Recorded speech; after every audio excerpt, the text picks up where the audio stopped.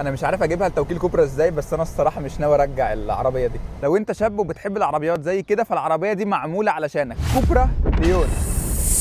انا الكوبرا ليون دي اول ما نزلت بصراحه ما كانتش عجباني لسببين. كنت متضايق ان هي مش جايب الموتور ال2000، وكمان مش عاجبني الشكل بتاعها، كنت شايف ان الشكل القديم احسن. بس واحده واحده بقيت احب الشكل اكتر، ولما جربت العربيه لقيت انه على الحجم ده هي مش محتاجه موتور اقوى من كده، او بمعنى اصح لو كانت جد الموتور الاقوى كانت تبقى اغلى بكتير. الفيديو ده مش هعمله كريفيو على قد ما انا شاب وبيحب العربيات وعايز اوريك. مبدئيا بص اللون المط ده تحفه تحفه، ومودي العربيه في حته ثانيه، والعربيه دي فيها الوان مط ثانيه كمان حلوه جدا. الجنط، جنوط كوبرا بالنسبه لي هي الاجمل عامه. جنط رياضي جدا مقاس 18، بس حسب البلاعات عشان العربيه عنيفه شويه. العربيه اول ما تقرب منها بتفتح لوحدها، فانت تقريبا مش بتستخدم المفتاح خالص. الليد بار اللي بعرض العربيه كله بلوجو كوبرا اللي بينور بيخلي العربيه دي بالليل في حته ثانيه خالص.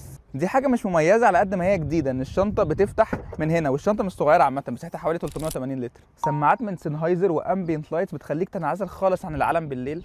دريكسيون هجومي جدا، في بادل شيفترز الستارت انجن من هنا، وبتغير المودز من هنا. العدادات ديجيتال فيها 4 اشكال مختلفه، والشكل الاخير ده مش موجود غير في الكوبرا بس. شاشه تلفزيون حرفيا، والاهم من ده كله ان الكار بلاي والاندرويد اوتو وايرلس. مخرجين تايب سي 20 جنيه، وايرلس تشارجر، وفتيش شيفت باي واير، واخيرا سقف بانوراما.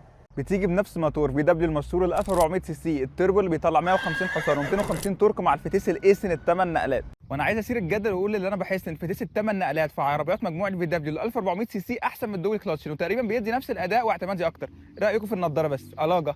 ولو هنتكلم بقى على الفرامل، الثبات، الستيرنج وكل الكلام ده، طبعا مفيش عليه اي كلام، 10 على 10. ومن غير ما اطول عليك قول طولي بالتفاصيل، فالعربيه دي سعرها دلوقتي 1,800,000، حصل عليها خصم 100,000 جنيه، وانا لو هغير في يوم من الايام فان شاء الله هجيب العربيه دي، بس طبعا مش هغير المشطشطه.